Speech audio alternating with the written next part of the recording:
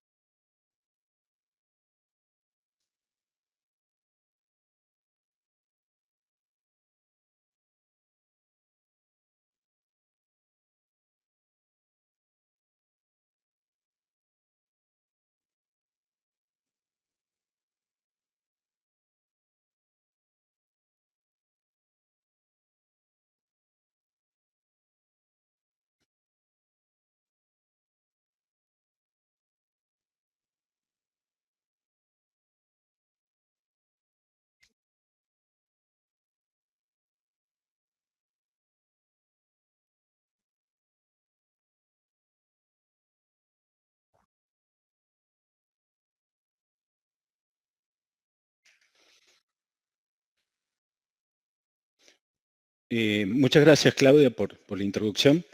La verdad que estoy muy agradecido por la convocatoria, gracias a los alumnos también que están presentes, a los otros docentes, y bueno, siempre la CONEA tratando de transmitir, digamos, el trabajo que hacemos, así que allá vamos. Sobre minería del uranio, descargo de responsabilidades, un poco si hay alguna desprolijidad corre un poco por mi cuenta, no por la institución.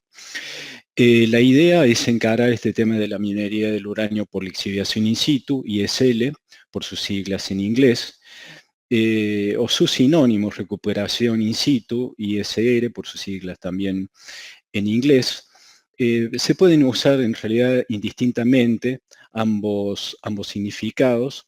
El tema es que por ahí lixiviación in situ es la terminología que mejor describe el proyecto, mientras que recuperación in situ aparece como social y ambientalmente un poco más amigable. En sus principios, la lixiviación in situ también llegó a ser denominada química, que eso sí era un poco ya, sonaba un poco hasta, hasta un poquito agresivo. La idea es describir a manera de introducción lo que es el ciclo del combustible nuclear, las generalidades del uranio, los principales aspectos de la lixiviación in situ, cuál es la situación mundial y cuáles son las perspectivas en la Argentina. Hablando del ciclo del combustible nuclear, digamos que la minería del uranio propiamente dicha es un pequeño engranaje que mueve justamente a este otro más grande que es del ciclo del combustible nuclear.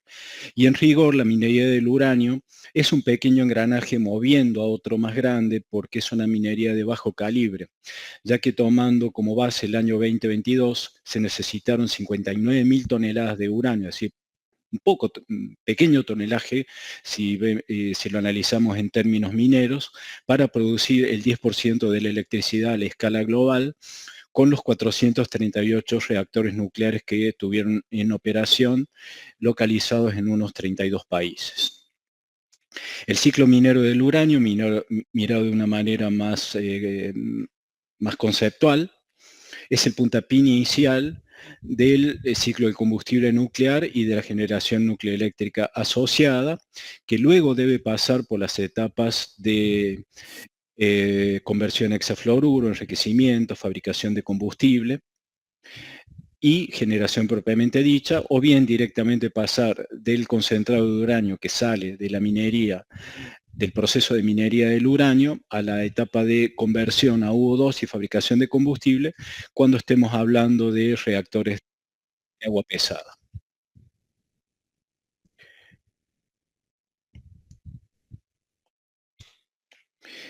El uranio es el principal combustible de los reactores nucleares y debe ser gestionado adecuadamente y de manera segura y sostenible. Esto es, por definición, del Organismo Internacional de Energía Atómica. Donde todas las etapas de este ciclo deben basarse en las mejores prácticas y procurar reducir al mínimo los efectos adversos para el ambiente y la sociedad y beneficiar a las economías locales, regionales y nacionales. El uranio es un metal de la serie de los actínidos, número atómico 92, masa atómica 238,05079, donde los estados de oxidación son +4, el estado reducido, +5, un estado metaestable, y el estado muy importante es el +6, donde forma iones uranilo y puede ser movilizado en ambientes oxidantes y acuosos, que es lo que le va a permitir al uranio movilizarse y dar lugar a una amplia gama de tipo de depósitos geológicos de uranio. En la corteza, el promedio es de 1,7 partes por millón, es decir, está presente en todos los materiales naturales. En la corteza oceánica disminuye a 0,5 y en la corteza continental superior de naturaleza ciálica es de 2,7 partes por millón. A nivel cortical, el otro elemento importante a nivel superficie de la Tierra es el agua de mar, donde el uranio tiene una concentración de 3 partes por billón o 0,003 partes por millón. Lógicamente, necesitamos aquellos puntos, aquellas localizaciones donde la naturaleza se haya encargado de concentrar el uranio y producir depósitos de uranio. Según la clasificación del IAEA, existen 15 tipos principales de depósitos de uranio. En este momento se encuentran registrados en la base de datos de uranio unos 5.224 depósitos, de los cuales 2.441, es decir, el 46,7%, corresponden al tipo arenisca. ¿Y por qué lo resaltamos? Porque justamente es el tipo arenisca el que se encuentra relacionado a lixiviación, a la explotación de uranio por lixiviación in situ.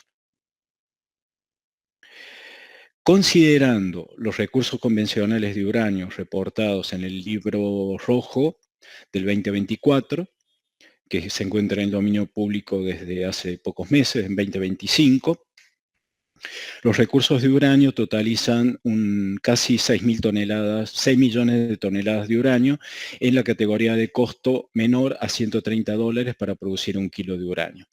Y de esos 6 millones de toneladas, el 30% de los recursos convencionales se encuentran en el tipo arenisca. De nuevo, es el tipo geológico relacionado a la producción de uranio por lixiviación in situ. Ahora, pasando a lo que es la producción propiamente dicha y tomando el año 2022, que es el que reporta NEA y AEA en 2025, la producción totalizó más de 49.490 toneladas de uranio, cubriendo el 84% de la demanda con este uranio nuevo, es decir, uranio proveniente de las minas. Con Kazajstán a la cabeza, seguido por Canadá, Namibia, Australia, Uzbekistán, Rusia, Níger y Namibia. Y de estos 8 países, de donde proviene prácticamente el 98% de la producción de uranio, es decir, se encuentra la producción de uranio muy concentrada en pocos países, Kazajstán, el primer productor mundial, lo hace exclusivamente por lixiviación in situ. Australia utiliza lixiviación in situ, Uzbekistán, Rusia, China también utilizan lixiviación in situ, y en este listado deberíamos agregar Estados Unidos, que también utiliza esta tecnología, pero se encuentra fuera de los principales productores. En lo que hace a las principales minas activas en 2024, de las 10 primeras, encontramos 5 minas en Kazajstán, 5 centros productivos que lo hacen por lixiviación in situ. Esto lleva a que en 2022, de esos 49.000 toneladas, 49.490 toneladas de uranio, el 60% fue producida por lixiviación in situ. Es decir, de hecho, la tecnología más importante a la escala global para la producción de uranio. En 2023, 2024 ese porcentaje bajó un poquito porque entró en producción, regresó a la producción comercial, un centro productivo, Cedar Lake, en Canadá, que producen el orden de 6-7 mil toneladas. ¿Qué es la minería del uranio por lixiviación in situ? Es básicamente la extracción de uranio de la formación hospedante mediante soluciones químicas y su recuperación en superficie sin movimiento de sólidos. Es decir, acá vemos donde se encuentra la mineralización de uranio en un acuífero que es alcanzado por un sistema de pozos de inyección y de bombeo para recuperar la solución y llevar el uranio a la planta de tratamiento para producir el concentrado de uranio, es decir, el producto final de lo que es un complejo mina-planta. Para poder realizar la minería del uranio por lixiviación in situ, la mineralización debe estar situada debajo de una capa de agua subterránea en una zona permeable, generalmente constituida por una arenisca. La existencia de estratos impermeables superiores e inferiores a la arenisca hospedante asegura un mejor control hidrológico de la solución de lixiviación durante la minería y facilita la restauración de la calidad de agua subterránea. Es decir, todo lo que es positivo desde el punto de vista de la producción del uranio también es positivo desde el punto de vista del cuidado del ambiente y de la remediación. Así es como se implanta, digamos, un complejo por lixiviación in situ, con los pozos de inyección presentados con estos rombitos en azul, y los cuadrados rojos que presentan los pozos de producción. Y cuáles son las líneas de flujo que se genera por el bombeo a través de los pozos de producción. Es decir, es un sistema que se realiza bajo presión. No solamente estanqueidad, sino bajo presión, que controlan la circulación de la solución. Los pasos básicos en los cuales se realiza la lixiviación in situ es la inyección de una solución lixiviante adecuada, la oxidación con la formación de complejos solubles y movilización del uranio. Como vimos, el uranio se moviliza en el estado de oxidación +6, formando iones uranilo.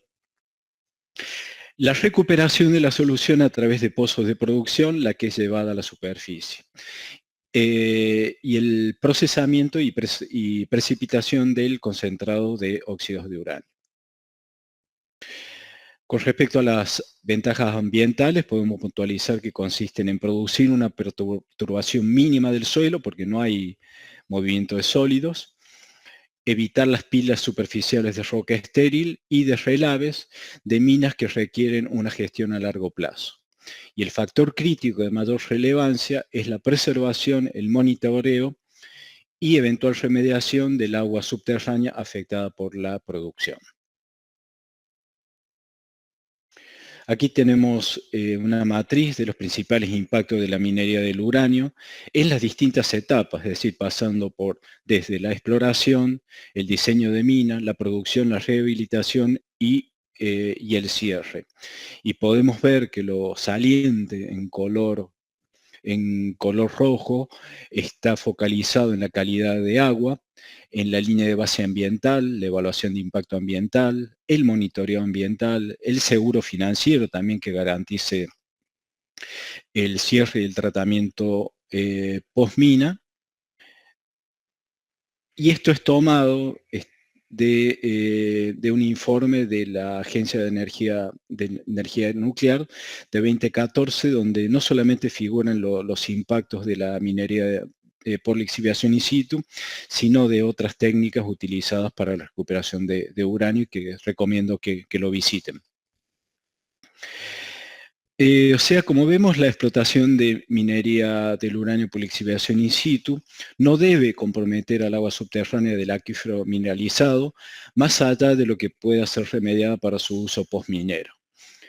Es de particular importancia evaluar si el agua subterránea del acuífero mineralizado y otros cercanos está siendo utilizada o posee un uso potencial futuro. Lo deseable es que el agua sea de mala calidad y que no esté siendo usada para otra actividad, como pasa mayormente en Kazajstán, el primer productor mundial. Esta cuestión es de relevancia para definir si es necesario remediar el acuífero que contiene los lixiviados residuales y el grado de restauración requerida. El tema ambiental siempre es prioridad.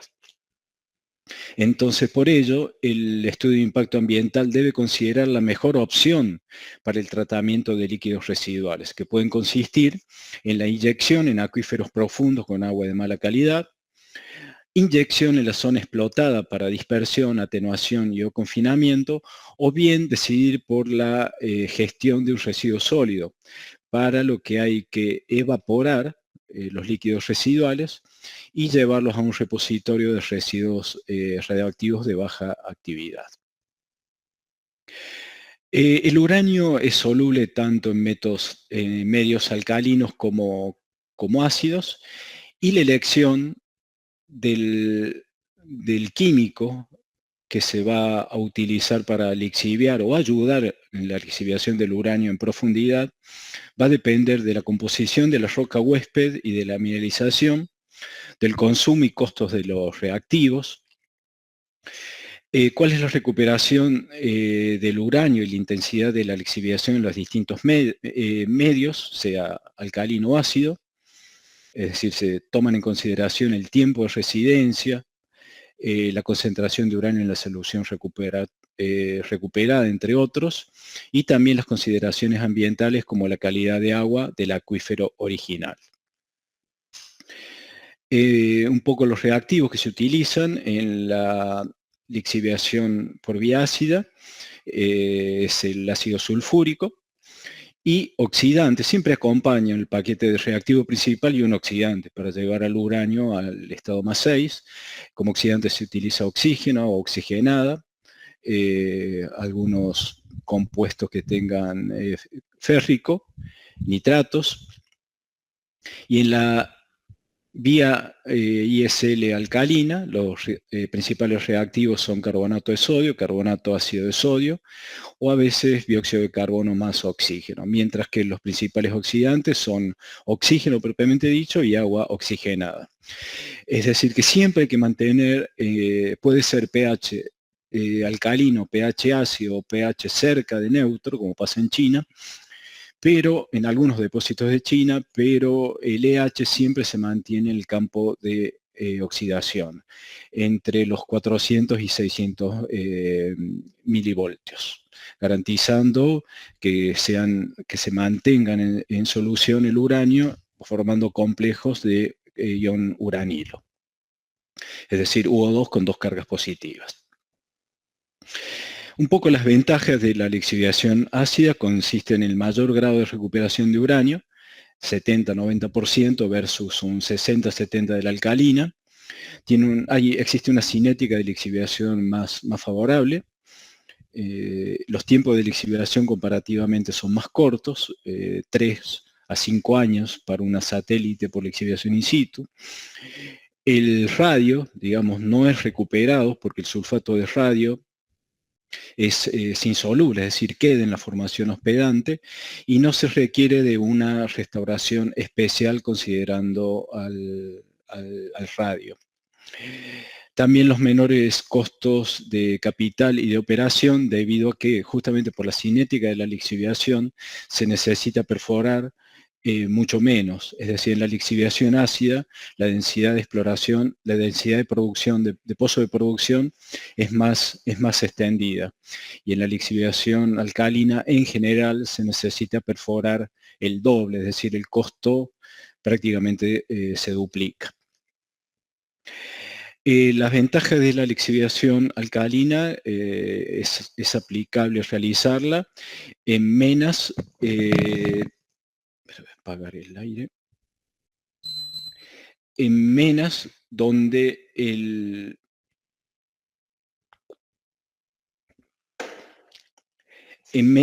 uranio se encuentra, tiene altos contenidos de carbonato, con dióxido de carbono superiores a 1,52%. Pasa que los carbonatos son grandes consumidores de ácido sulfúrico y además, si es carbonato de calcio, ocasionan taponamiento en las cañerías con la formación de yeso.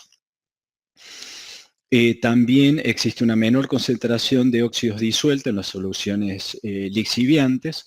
Es mucho más selectiva para el uranio, porque la lixiviación ácida moviliza otros elementos que no lo hace la lixiviación alcalina. Tampoco hay corrosión en materiales y equipos, como cañerías, bombas, y la restauración del acuífero productor es menos complicada. Por ejemplo, siguiendo las normas de la EPA, en Estados Unidos se usa pura y exclusivamente lixiviación alcalina.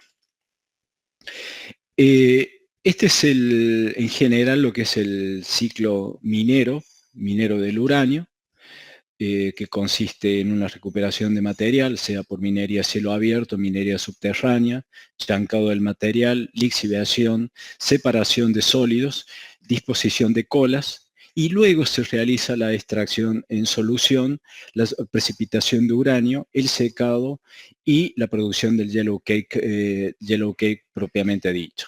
Es decir, que en lo que hace la lixiviación in situ, lo que está de la línea roja para arriba se encuentra, esa parte de la instalación productiva se encuentra en el subsuelo. ¿Mm?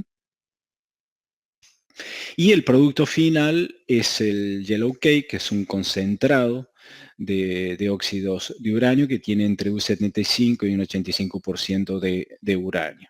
El nombre yellow cake responde al color de uranato de amonio, que se producía un poco en el pasado, pero la mayoría de los complejos hoy producen un concentrado de óxidos de uranio que tiene mayor pureza.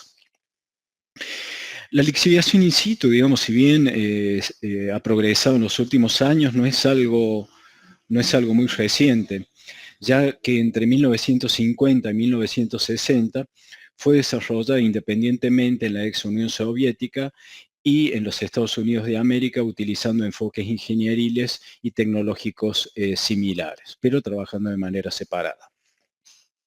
Entre 1970 y 1980 se intensifica la lixiviación in situ en Kazajstán y Uzbekistán y se instalan nuevas minas en la ex Checoslovaquia, República Checa propiamente dicho hoy en día, y China. Y luego viene un periodo de mayor descubrimiento de depósitos uranio tipo arenisca apuntando a la lixiviación in situ. En los 90 hay un periodo de estancamiento, nuevos proyectos pequeños de ISL en Rusia y también en Australia, y la producción de ISL en minas existentes en Kazajstán y Uzbekistán. En los 90 también por una cuestión del mercado y de la situación por distintos factores de la energía nuclear y la producción de uranio, se produce el cierre de minas ISL en Estados Unidos y en Europa.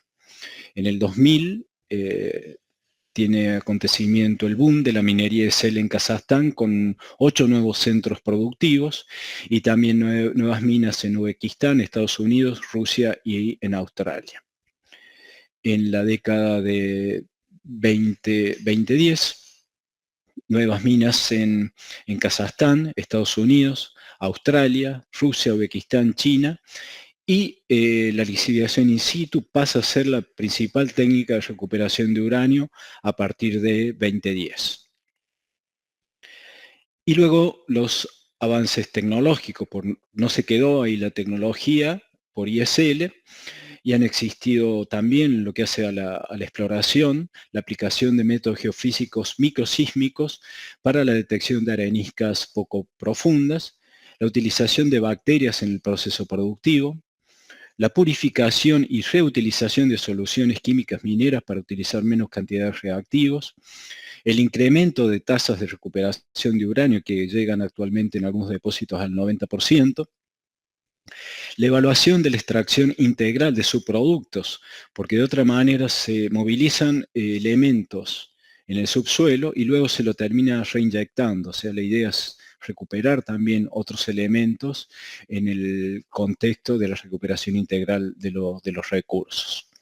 También se realiza el monitoreo 4D de las soluciones lixiviantes, es decir, más allá de la localización en posición, X y Z, también la localización temporal, es decir, dónde va la solución disolviendo a cada instante. Y también se está logrando el aprovechamiento de mineralizaciones profundas que han llegado a más de 800 metros de profundidad.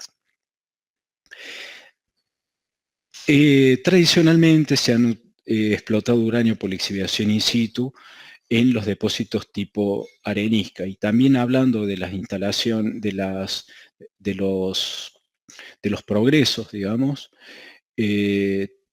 tenemos nuevos proyectos en perspectivas que no afectan solamente a los depósitos tipo arenisca, sino en depósitos, por ejemplo, en tipos discordancia, como localizados en el escudo canadiense, que tradicionalmente han sido explotados por minería subterránea o por minería a cielo abierto. Ambos proyectos corresponden a la compañía de Denison Mines, que pueden visitar el sitio, ahí está el link. Por un lado tenemos el proyecto ISL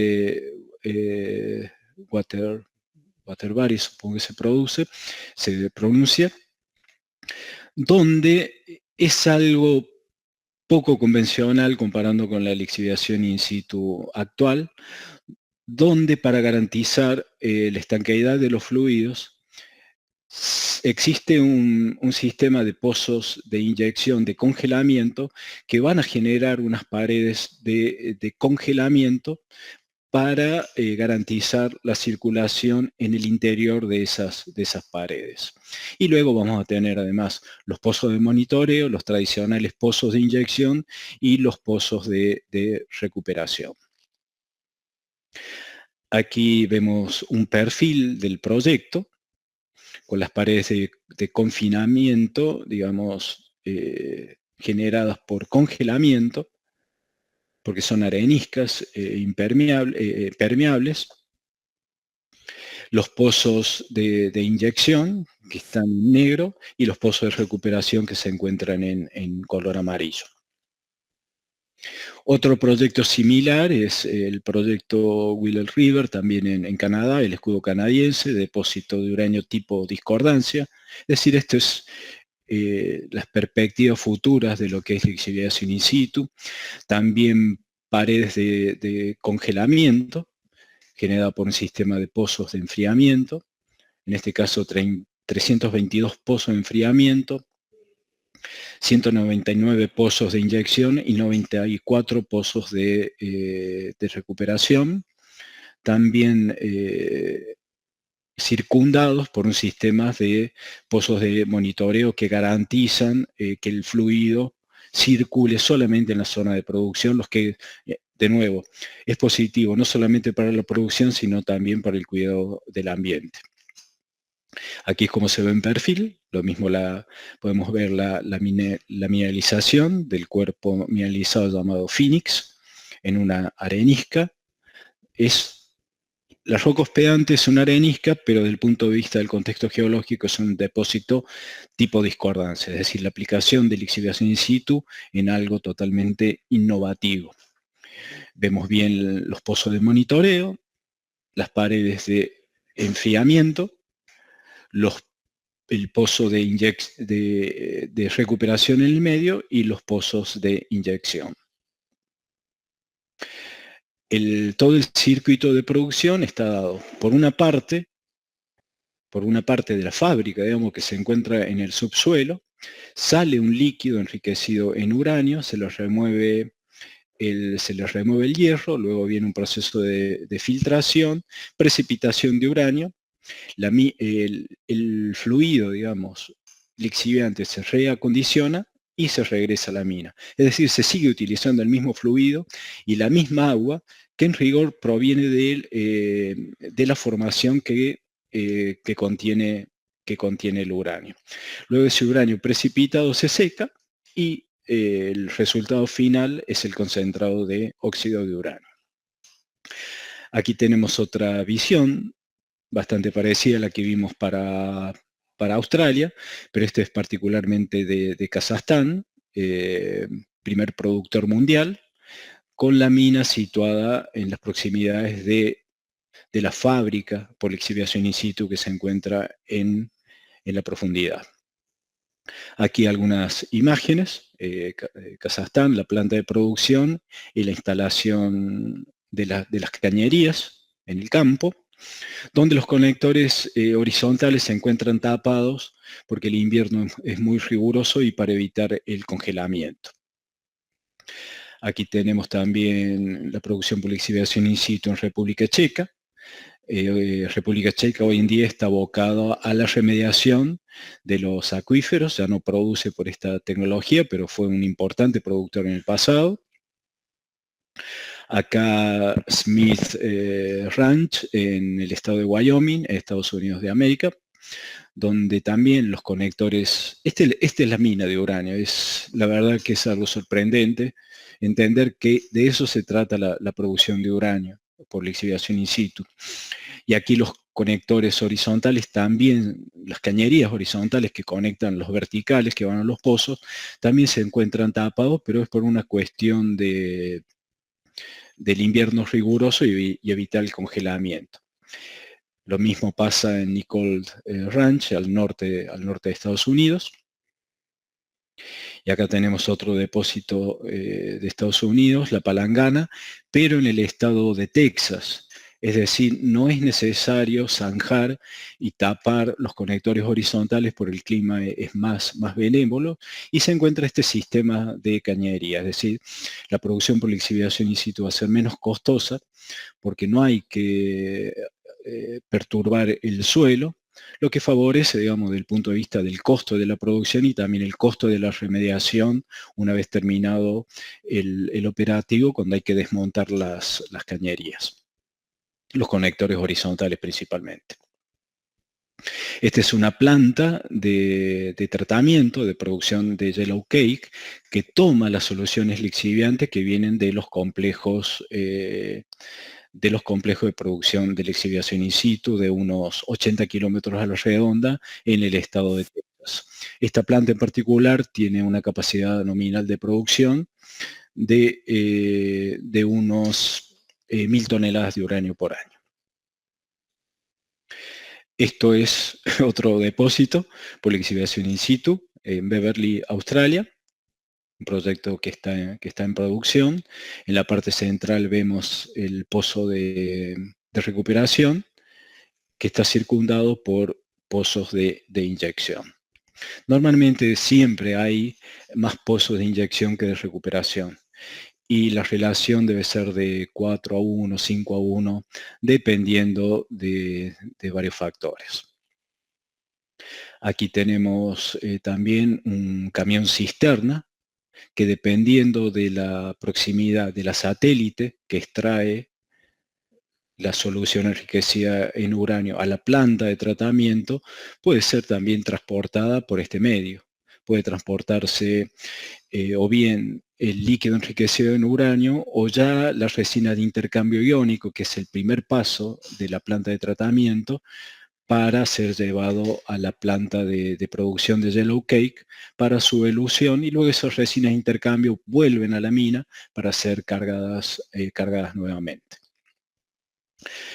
Acá tenemos el caso de China, en Ili Basin. China en los últimos años ha mudado prácticamente la totalidad de su producción de roca dura, digamos, en proyectos tipo de uranio en depósitos tipo granito, a depósitos sedimentarios en cuencas que del otro lado tienen a Mongolia o tienen a Kazajstán, a cuencas sedimentarias donde lo produce por lixiviación in situ. China tiene 7 centros productivos, de los cuales solo uno es en rocas relacionadas a granito, y el resto son rocas sedimentarias utilizando lixiviación in situ, tanto ácida como alcalina, y en particular están tendiendo a utilizar solamente la adición de dióxido de carbono y oxígeno en un tipo de lixiviación que ellos le llaman neutra, porque si bien no es totalmente neutra, pero está muy próxima al al pH 7, lo que hace que ambientalmente sea muy amigable. En lo que hace a la Argentina, ¿por qué necesitamos uranio? Básicamente la Argentina tiene 3 reactores de potencia en operación, Atucha 1, Atucha 2 y Embalse, con el 4% de la capacidad instalada a nivel electricidad, producen entre el 7 y el 9% de la generación eléctrica. Es decir, ocupa entre el 7 al 9% en la matriz de generación eléctrica nacional. Esto hace que año a año requiere el país unas 220 toneladas de uranio para fabricar el combustible para que esas centrales estén en funcionamiento. Históricamente el país produjo uranio entre 1952 y 1997, alcanzando un total histórico de 2.600 toneladas de uranio. Y se ha utilizado el 82% minería, el 82% de esos recursos fueron aprovechados utilizando minería a cielo abierto y un 18% aprovechados utilizando minería subterránea. Entre 2007 y 2014, la CONEA llevó a cabo un proyecto de cooperación técnica con el Organismo Internacional de Energía Atómica, abarcando distintos aspectos de la minería por lixiviación in situ.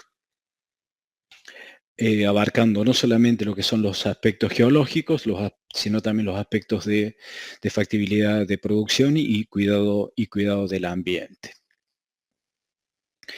En la actualidad, la CONEA tiene una amplia gama de proyectos en distinto nivel de desarrollo, colocados en la pirámide de lo que es las distintas fases de exploración de uranio, que van desde el programa de favorabilidad y pasan por el proyecto Catriel, proyectos en Sierras Pampeana, Famatina y Precordillera, proyectos en distrito Sierra Cuadrada, en la provincia de Chubut, proyecto Meseta Sirven en Santa Cruz, proyecto Arroyo Perdido en Río Negro, proyecto Cerro Solo en Chubut y proyecto Sierra Pintada en la provincia de Mendoza.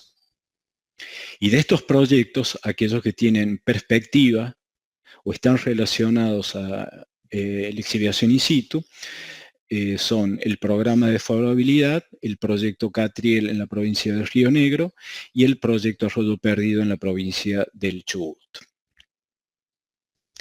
El programa favorabilidad consiste en analizar a nivel prospectiva la favorabilidad realizando caracterización geológica y la evaluación de recursos especulativos de uranio.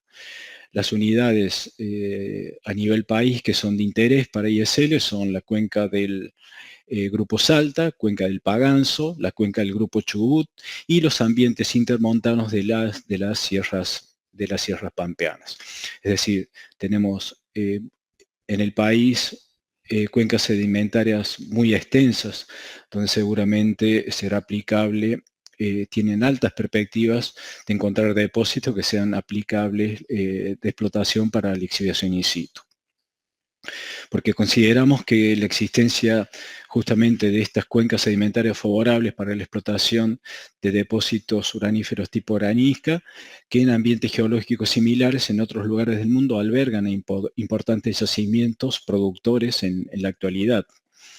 En subtipos de frente a oxidación reducción, tabular y paleocanal, que son subtipos del tipo arenisca presentes en nuestro país. El proyecto Catriel en Río Negro inició, o sea, el puntapié inicial de los proyectos ISL en la Argentina fue la cooperación técnica que mantuvimos con el Organismo Internacional de Energía Atómica, es decir, esa transferencia de tecnología nos sirvió para encarar desde la etapa de exploración este tipo de proyectos. En Catriel iniciamos analizando la información de la industria petrolera, tanto de YPF como de Petrol. Eso nos permitió seleccionar las áreas de mayor interés, realizamos estudios geológicos de campo, determinaciones petrofísicas y estudios petrológicos, estudios geoquímicos y geofísicos, luego exploración geológica preliminar mediante perforaciones. He llevado a cabo estos programas en 2015 y 2016. Se focalizaron objetivos de mayor interés, se evaluaron recursos pronosticados y en 2023 se realizó una nueva campaña de perforaciones. En lo que hace al proyecto Arroyo Perdido, otro proyecto con perspectivas por la exhibición in situ, que eso deberá ser confirmado, al igual que Catriel, por estudios hidrogeológicos específicos. Este proyecto se encuentra en un grado de mayor desarrollo respecto a Catriel, porque contamos con una malla de perforación de 500 metros por 500 metros, donde también se han evaluado recursos pronosticados y se han distinguido varios niveles mineralizados en acuíferos confinados. La composición del agua es un tema muy interesante aquí, porque el contenido de dióxido de carbono es de 3.400 miligramos por litro. Es decir, aquí está aconteciendo una lixiviación natural, lo que favorecería la instalación de un complejo productivo. Y el uranio es terriblemente alto en lo que hace un agua, porque es de 8 gramos por 8 gramos por tonelada, es decir, 8 partes por millón. Recordemos que un agua normal tiene menos de 10 partes por billón, y aquí estamos hablando de 8 partes por millón, es decir, 3 órdenes de magnitud por encima de lo que es un contenido denominado, digamos, normal. Y es muy importante decir también que la composición del gas que sale del pozo, digamos, una vez que uno que lo alcanza a través de una perforación de exploración, es del 95% dióxido de carbono y un 5% de aire. Nuevamente estamos hablando de un modelo de lixiviación in situ natural. También el sector privado ha mencionado las perspectivas de uranio por lixiviación in situ, como el caso de Blue Sky, en la provincia de Mendoza, con el proyecto Corcovado, y en la provincia de Neuquén con el proyecto Chigüidos, y en la provincia de Río Negro con el proyecto Amarillo Grande, es decir, una parte del proyecto Amarillo Grande, donde está la empresa explorando en depósito de uranio tipo arenisca, y ha manifestado que tiene interés por lixiviación in situ. Lo mismo en el caso de Uramérica, en los proyectos de Chubut, ha subrayado que estos proyectos tienen un interés potencial, tienen perspectivas por lixiviación in situ en depósitos localizados en la cuenca de Cañado-Asfalto. A modo de consideraciones finales, podríamos decir que los cambios tecnológicos más significativos en el sector del ciclo productivo del uranio en los últimos 20 años ha consistido en la transición desde la extractiva de roca sólida a la recuperación de líquidos por lixiviación in situ. La lixiviación in situ se realiza en medios químicos, tanto ácidos como alcalinos, y más recientemente con técnicas menos invasivas, usando dióxido de carbono y oxígeno, e inclusive bacterias, como lo mencionamos para China. El resultado es que la minería líquida, ISL, ha desplazado a la minería sólida y es desde 2010 el método predominante de recuperación de uranio a la escala global. Volviendo a la Argentina, digamos que atendiendo tanto a los desarrollos tecnológicos alcanzados a nivel mundial, como el potencial uranífero del país en depósitos tipo arenisca de cuencas sedimentarias, principalmente del Cretácico y del Terciario, se entiende que la lixiviación in situ constituye una alternativa altamente sustentable para la producción de uranio en un futuro previsible. Muchísimas gracias.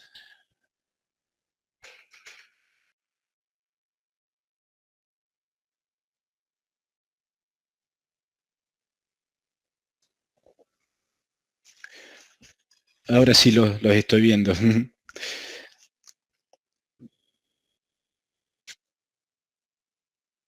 Sí, por supuesto, Claudio, lo que gustes.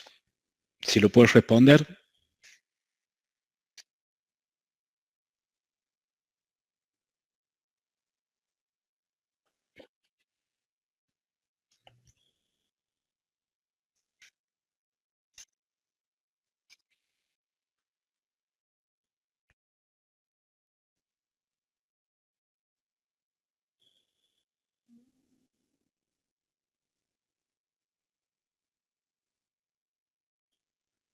Bueno, bien, gracias. En lo general, digamos, el potencial de depósitos de uranio por lixiviación in situ apunta a cuencas sedimentarias, donde en particular vamos a buscar el modelo de uranio tipo arenisca. Ahora, ¿por qué buscar estas del Cretácico superior o del Cretácico y del Terciario? Porque deberíamos apuntar a aquellas formaciones geológicas donde no se ha perturbado la permeabilidad original de la roca, es decir, no han sido demasiado compactadas y no han sido posteriormente cementadas por algún proceso mineralizante posterior. Porque las principales condiciones para la exhibición in situ, el tradicional, digamos, del tipo arenisca, es que la mineralización se encuentre confinada en acuíferos saturados y que la mineralización sea permeable, porque si no la solución lixiviante no la puede atravesar. En esas formaciones en areniscas también necesitamos una roca fuente cercana que tenga un stock uranífero que nos provea ese uranio, que es lo que pasa, digamos, en las cuencas de Chubut, que pueden ser vulcanismo, por ejemplo, el vulcanismo ácido, preexistente, que nos da ese stock de uranio. Las cenizas volcánicas preexistentes, que nos da ese stock uranífero, que sobre todo en las primeras etapas de deposición de las cenizas, cuando todavía son permeables, las aguas meteóricas disuelven el uranio y lo llevan a esta zona de concentración. Y encontrando cantidades como el depósito de Arroyo Perdido con cantidades muy, muy altas en disolución. 8 partes por millón es muchísimo, digamos. Que eso también está favorecido por la química del fluido, cantidad muy alta de dióxido de carbono, en rigor eh, dióxido de carbono que disuelve al uranio en medio alcalino, formando complejos solubles.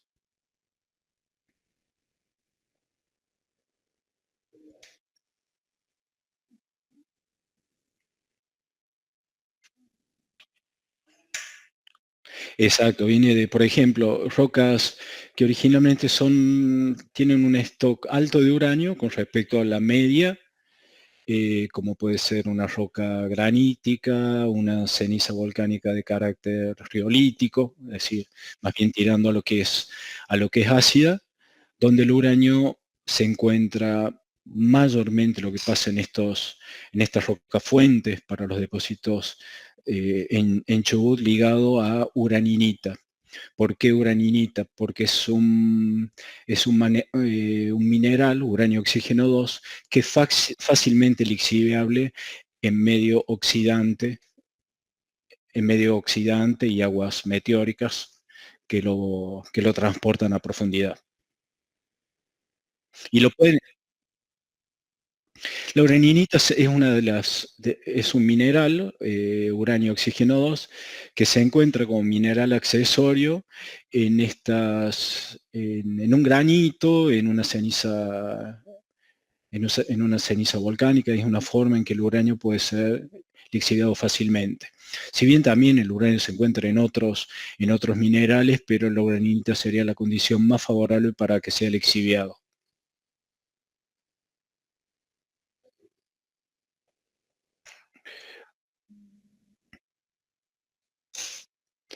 Sí, Claudia, por favor.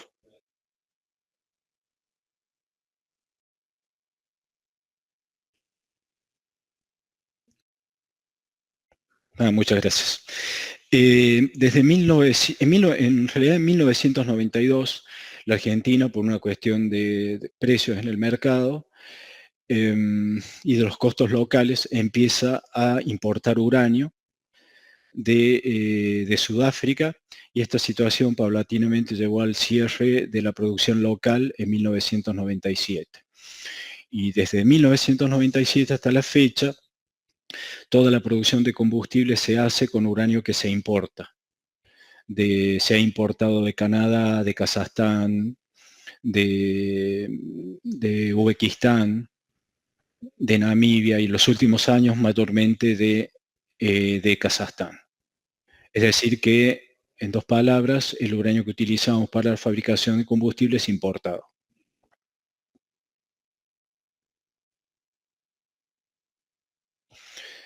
Sí, seguramente entendemos que lo más sustentable sería volver a la producción local de concentrados de uranio, con todas las connotaciones positivas que eso tiene en términos de la seguridad del suministro y la seguridad energética.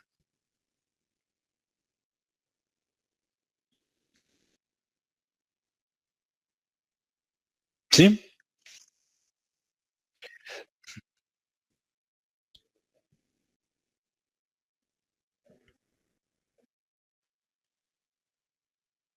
¿Sí?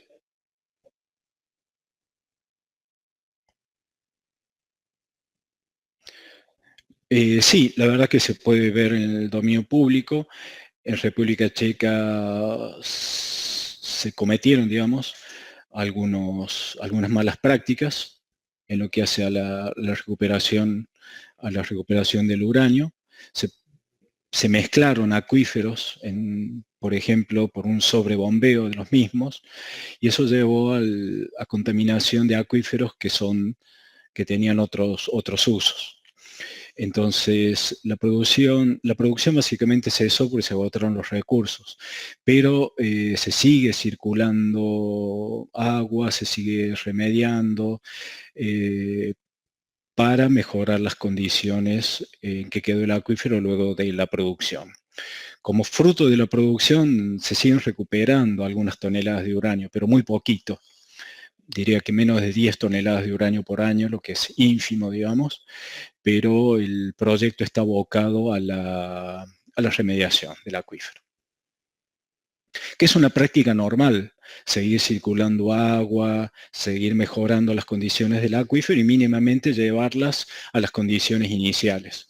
Por eso es muy relevante tener muy acotada la línea de base ambiental inicial, para llevar, digamos, el acuífero a las condiciones iniciales. Y lo deseable es que el acuífero sea de mala calidad, digamos. Eh, exactamente, eso es lo deseable. Pero bueno, uno al depósito, digamos, lo encuentra donde está. Eh, no, no donde uno le gustaría que esté.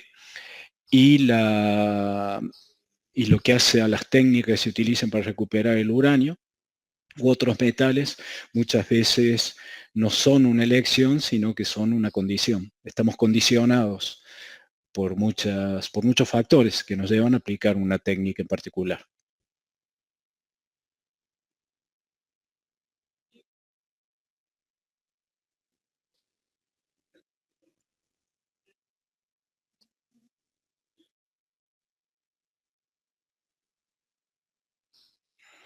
Claro, de todas maneras,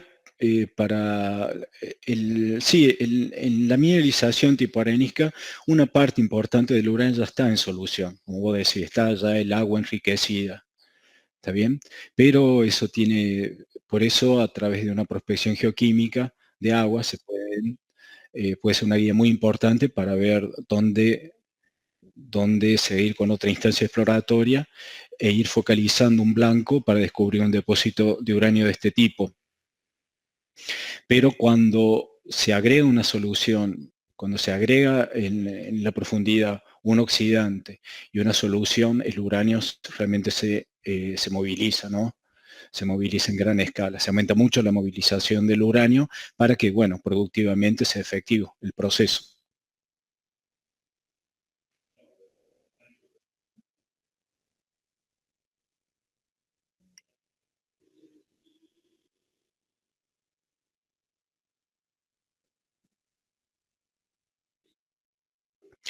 De todas formas, siempre, por ejemplo, tenemos agua en Chubut, cerca a bueno, en contacto, digamos, con las mineralizaciones de uranio que tienen altísimos contenidos, no solamente de uranio, pero sino también de arsénico, por el arsénico que tiene originalmente el material original.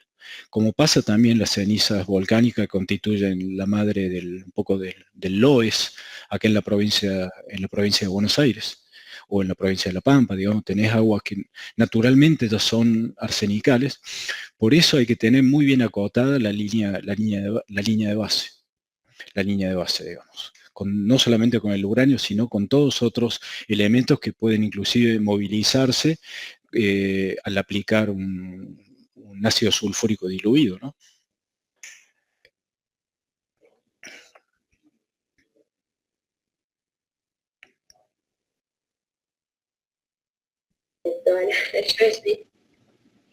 Sí, Claudia, yo quería hacerle una pregunta a Luis. ¿Me escuchan? Sí, Martín, adelante. Muchas gracias. Si hay algún elemento que penalice la mena de uranio, es decir, la presencia de algún elemento que le reste valor. Muy bien, muchas gracias. De lo que hace específicamente, hablamos de la elección. Hay que hacer una primera gran elección si la lixiviación in situ la vamos a realizar por métodos alcalinos o por métodos ácidos. En lo que hace a métodos alcalinos, la limitante es la cantidad de sulfuro, de pirita que pueda tener. ¿Está bien? En lo que hace a la aplicación de lixiviación ácida, la limitante va a ser la cantidad de carbonatos. O sea, la existencia de una cantidad grande de carbonatos que supere a más del 2% nos limitaría el uso de la lixiviación ácida, y tendríamos que enfocar la lixiviación alcalina.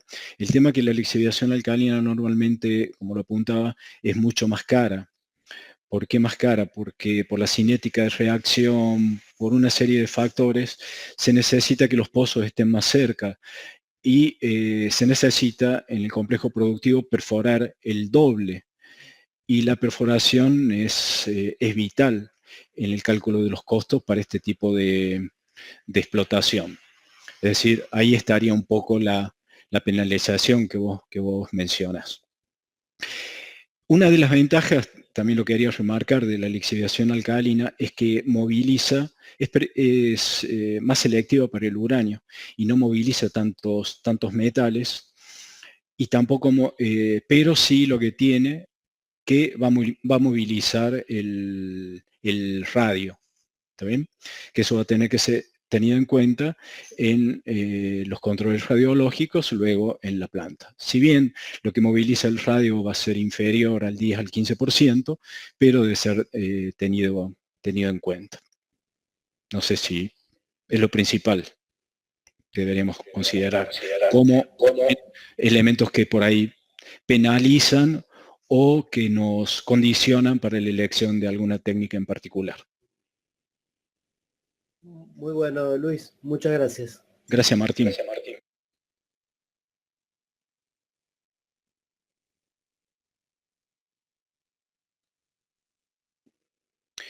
A ver, no, particularmente en nuestro proyecto, el de Arroyo Perdido.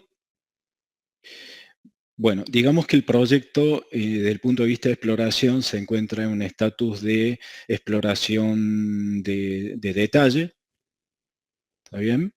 Que es necesario, por un lado, densificar la malla de exploración para aumentar el grado de conocimiento de esos recursos, es decir, aumentar el nivel de confianza y pasar a recursos recursos inferidos primero y luego recursos razonablemente asegurados. También, gracias por la pregunta, para remarcar que el proyecto tiene perspectivas por lixiviación in situ, pero necesita la realización de estudios hidrogeológicos específicos que van a empezar un poco a definir la viabilidad de aplicación de esta tecnología. Esos estudios hidrogeológicos específicos todavía no han sido realizados.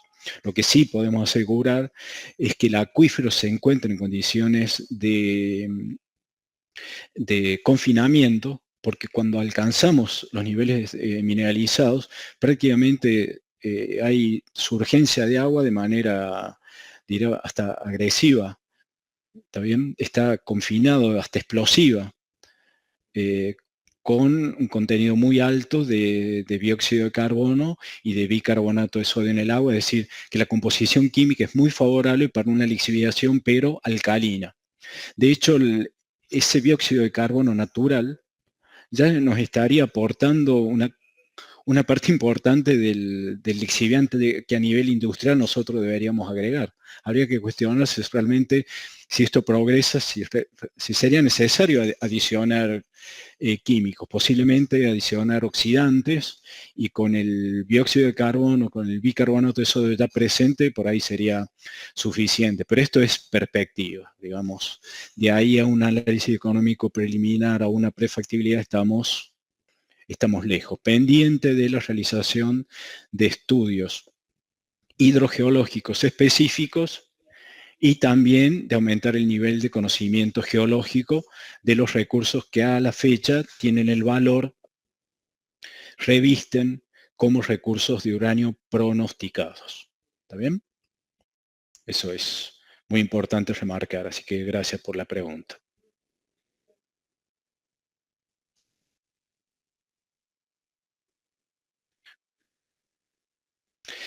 El CO2, o sea, en general puede tener un origen mantélico, que aquí en este caso, por las características de la cuenca, lo descartaríamos. Entendemos que sería una reacción natural del ácido sulfúrico, digamos, proveniente de la oxidación de las piritas, con los carbonatos.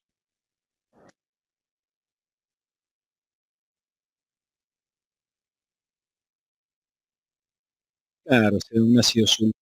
Igual sería muy interesante un estudio científico, ¿no? Sobre ese origen, pero digamos a priori entendemos que debe deberse al ácido sulfúrico natural reaccionando con los carbonatos, que es lo que produce dióxido de carbono.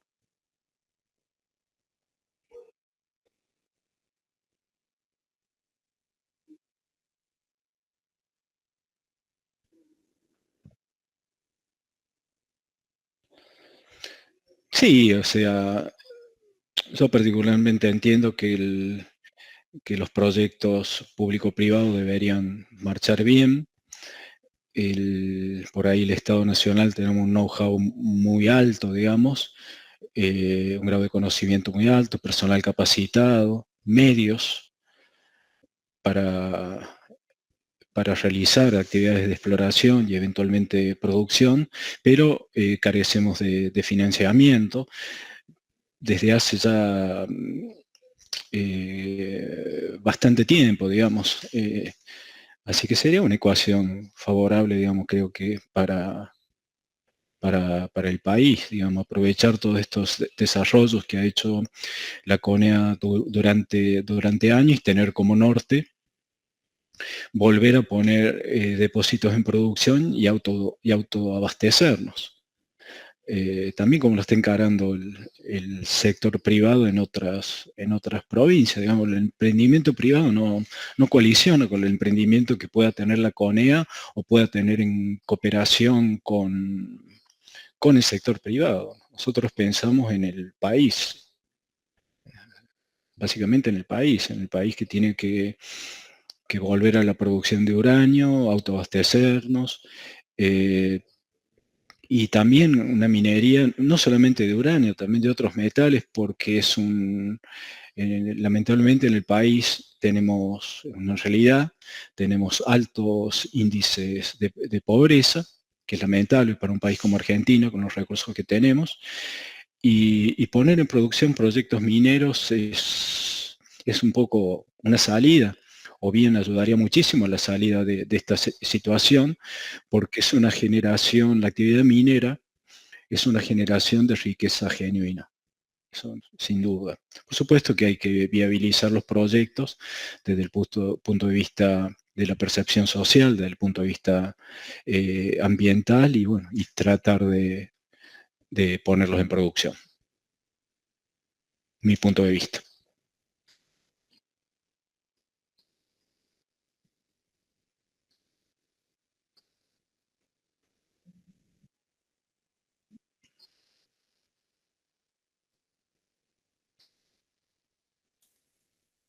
Hola, yo quería consultar que si el embalse Atucha 1 y Atucha 2 no contienen producción, o sea, no generan producción de uranio por la falta de estudios hidrogeológicos.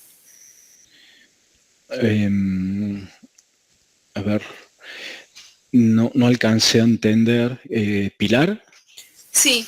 Bueno, muchas gracias por la pregunta. Bueno, básicamente, por ahí fui rápido en esa parte, pero Atucha 1, Atucha 2 y Embalse son los tres reactores nucleares de potencia que tiene la Argentina, y con eso producimos entre el 7 y el 9% de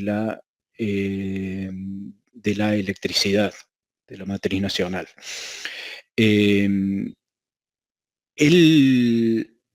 Digamos, esos reactores utilizan combustible de uranio, natural, pero son centros de generación nucleoeléctrica, digamos, no centros productivos de uranio, digamos, lo que hace a concentrados de uranio, que es la fase inicial del ciclo productivo del uranio. En dos palabras, en este momento nosotros importamos lo que sería el producto final de una mina, es decir, el concentrado de óxidos de uranio.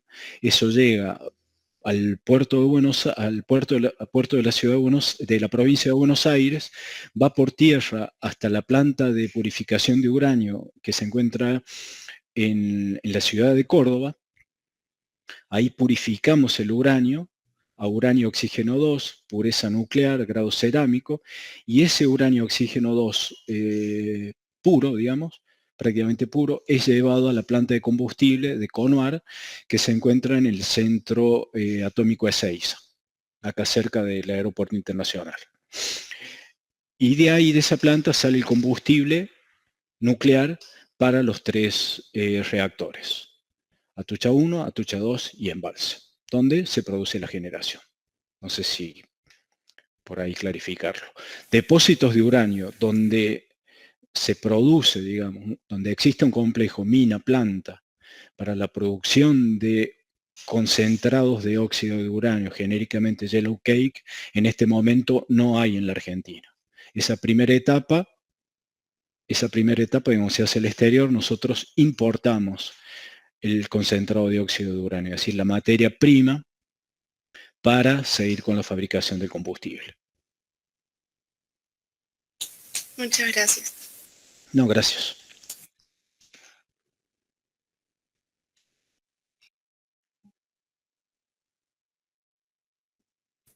Yo tengo una duda. Hola, ¿qué tal? Buen día, Luis. Hola, Lautaro, buen día. ¿Sabés que me llamó particularmente la atención esto del factor biótico de las bacterias que se Sí, menciona en alguna parte del proceso? ¿Podrías sí. detallar un poquito de cómo es eso? Porque la verdad que... Sí, la verdad que es muy interesante. A nivel piloto, todavía no a nivel de producción, en China se utilizan bacterias que en realidad lo que hacen son bacterias oxidantes que producen naturalmente ácido sulfúrico. Entonces, se produce ese ácido sulfúrico un poco, digamos, por la vía natural, lo que es bueno para el ambiente y también bueno para la producción, porque hay que usar menos reactivo, perdón, menos reactivo. O sea, es el uso de bacterias para producir naturalmente ácido sulfúrico. También las bacterias han sido utilizadas en procesos de remediación, pero eso, bueno, es otra cuestión. Y es China la que lo ha usado a nivel piloto hasta ahora. Muchas gracias.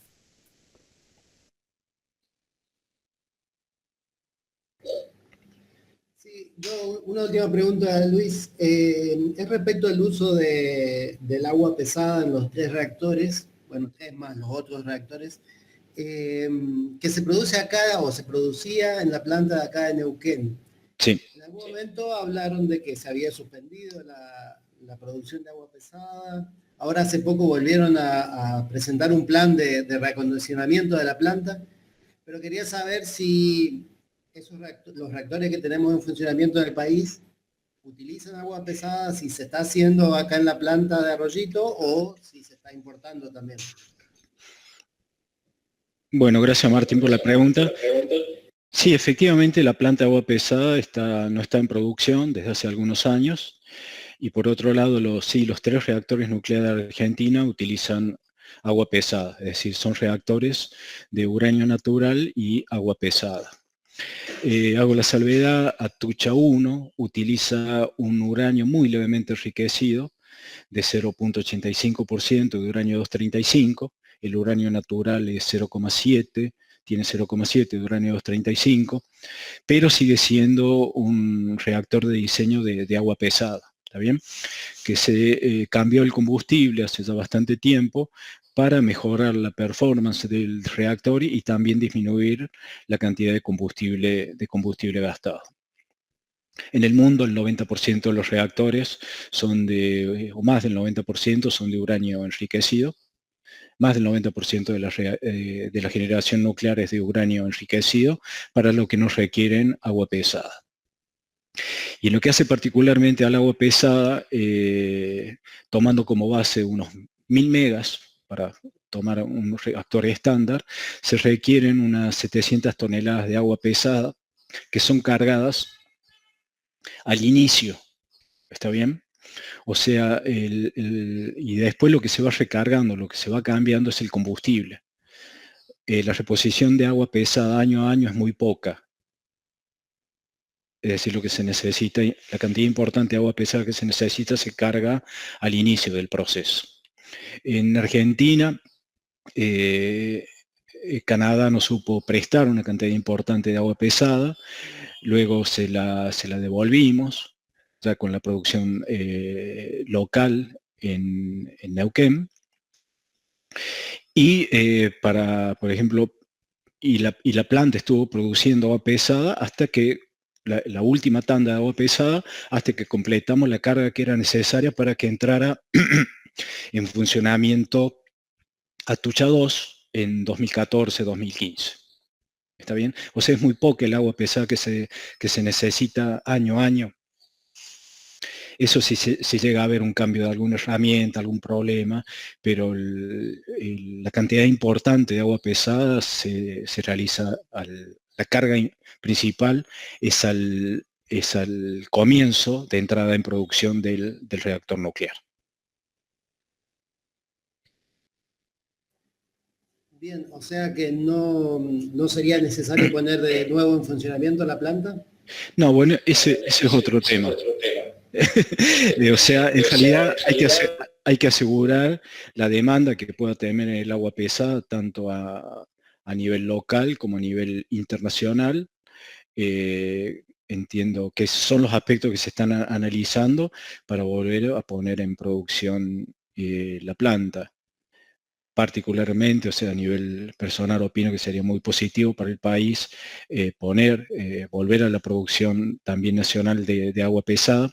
Si bien, digamos, la perspectiva del crecimiento nuclear está basada en reactores nucleares modulares que no utilizarían agua pesada en el país, sino que utilizarían uranio enriquecido, pero hay que analizar la posibilidad de que esa agua pesada sea exportada para nuevos emprendimientos de generadores a nivel potencia, generadores de potencia que utilicen uranio natural, digamos, requieran agua pesada, como son los reactores CANDU. Reactores de agua pesada en el mundo utiliza China, India, Rumania, Corea del Sur, Canadá, por ejemplo. Pero la mayor parte de la generación nuclear eléctrica es por reactores de uranio enriquecido y agua liviana.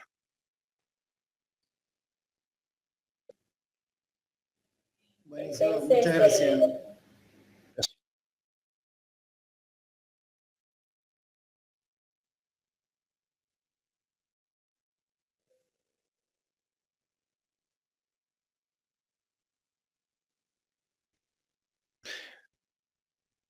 todas las plantas, digamos, de producción de uranio a nivel minero, a nivel minería del uranio, recuperan uranio natural. Con la composición isotópica natural. Esto es 99,3% de uranio 238, 0,7 de uranio 235 y cantidades muy subordinadas de uranio 234. En el caso de los reactores de uranio natural, como los de Argentina, lo que es necesario después a ese producto final de la planta, que es un concentrado, el producto final de una mina es un concentrado de óxidos de uranio o un diuranato de amonio, es decir, es un concentrado. En el caso de los reactores de uranio natural, como en Argentina, ese concentrado necesita ser purificado, ¿está bien? No se aumenta la cantidad de uranio 235, simplemente químicamente purificado.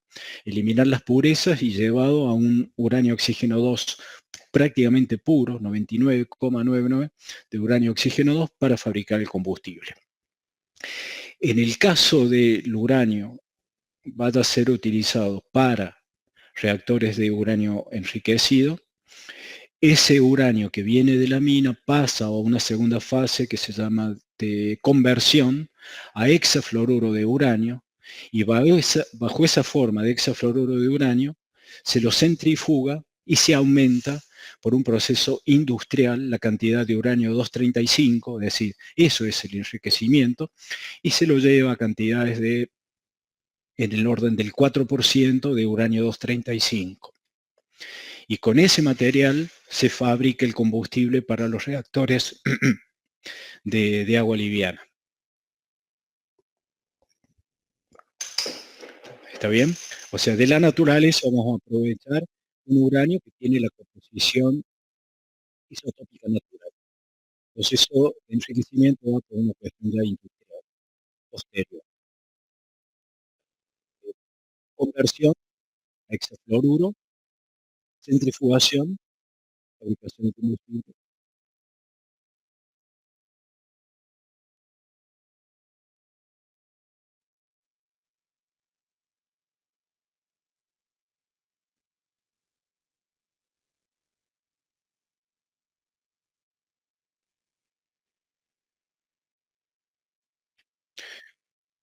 Y sí,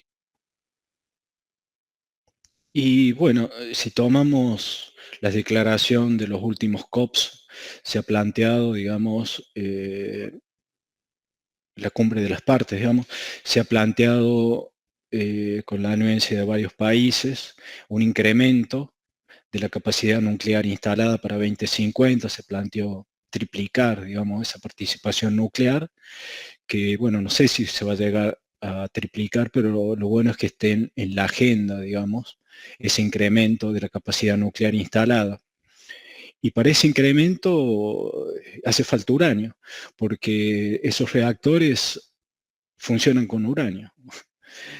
Es decir, los proyectos deben ser viabilizados desde el punto de vista ambiental, social, tecnológico, económico, para producir uranio y contar con el combustible para que esos reactores puedan funcionar.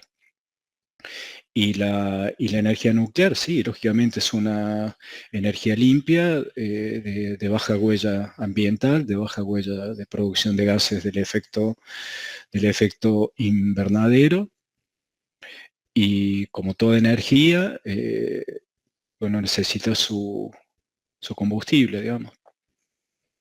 Mismo las energías llamadas renovables necesitan, si bien el combustible, desde el punto de vista del combustible son renovables, digamos el viento, el sol, pero digamos la construcción de las centrales que producen esas energías, también los molinos, los paneles solares, necesitan de minería, ingentes cantidades de minería, que son recursos no renovables. Es decir, desde el punto de vista del combustible sí es renovable.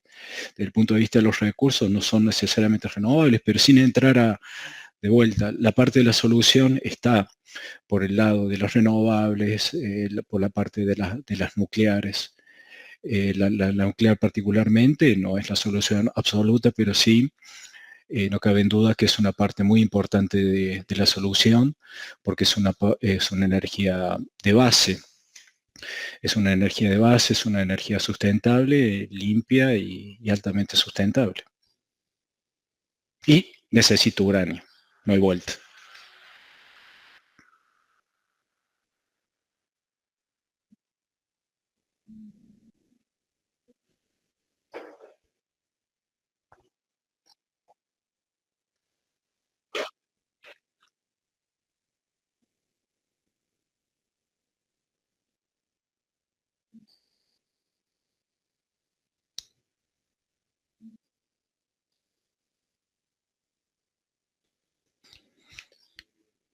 Sí, la verdad que China ha ido buscando, digamos, con sus avances tecnológicos, proyectos socialmente y ambientalmente más amigable.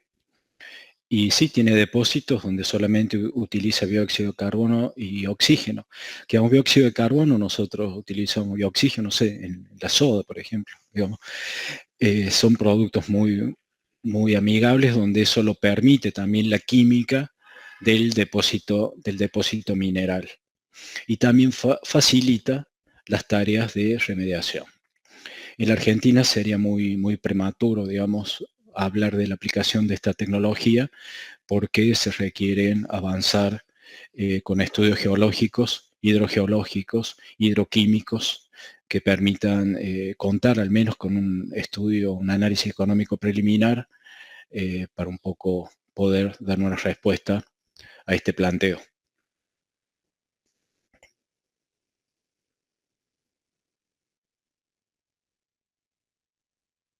Gracias.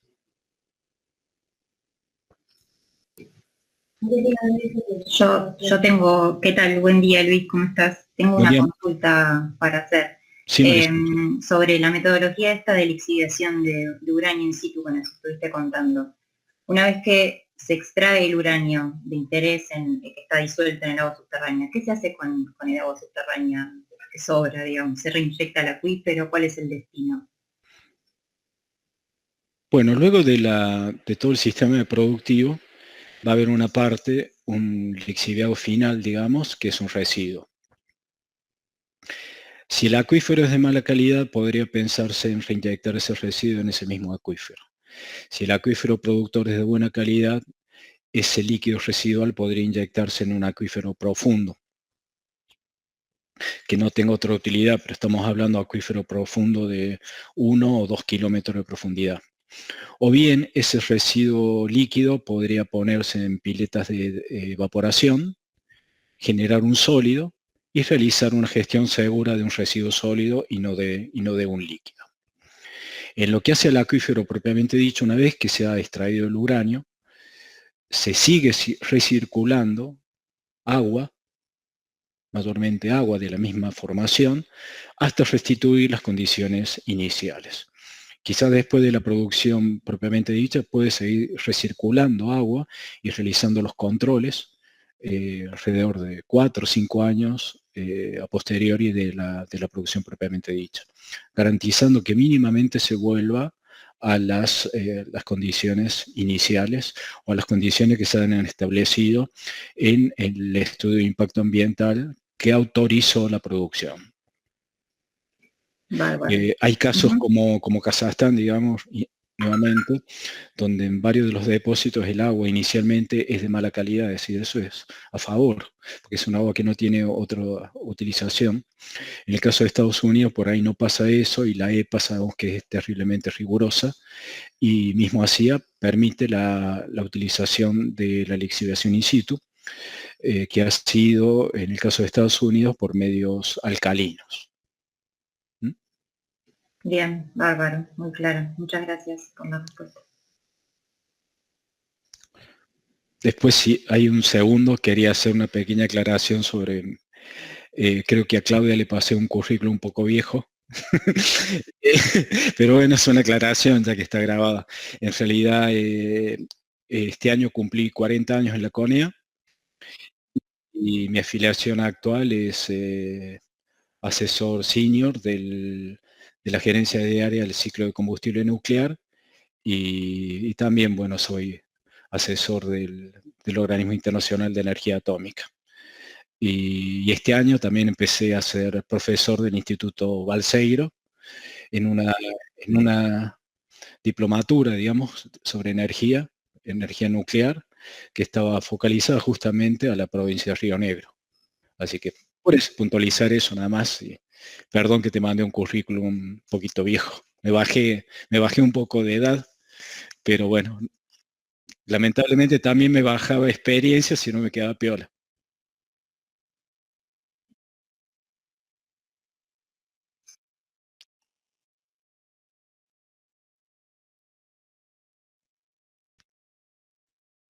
Sí, por ahí puede ser de interés para los alumnos, para el próximo año, no sé, pueden eh, explorar esa posibilidad, no sé.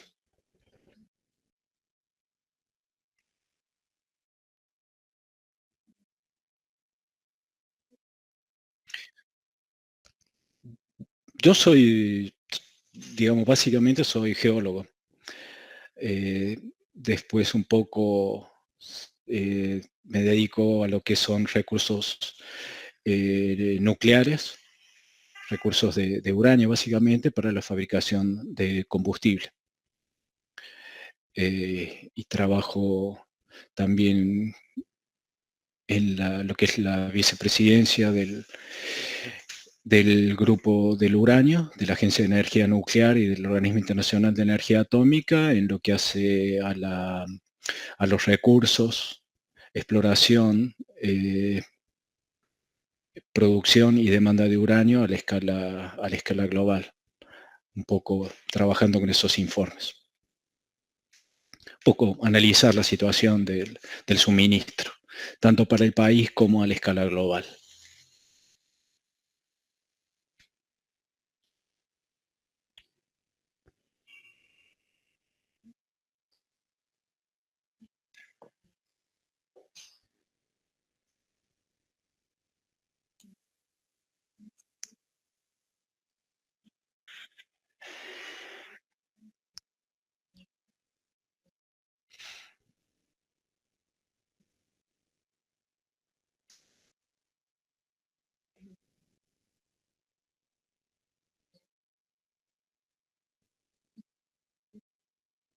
Bueno, yo la verdad, una vez más, muy agradecido a vos, Claudia, y bueno, en conjunto a los alumnos, los profesores que están presentes y a la Universidad Nacional de Río Negro. La verdad que es un orgullo poder participar y ser convocado por esa universidad. Y tanto la CONEA como mi persona siempre estamos disponibles a brindar. Somos parte de la sociedad nuclear, así que a disposición siempre. Muchas gracias.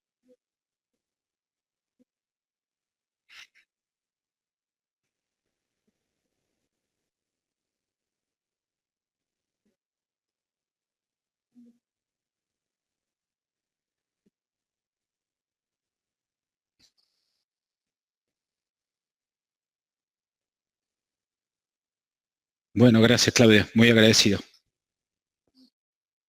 Bueno, chao. Muy buen día. Chao.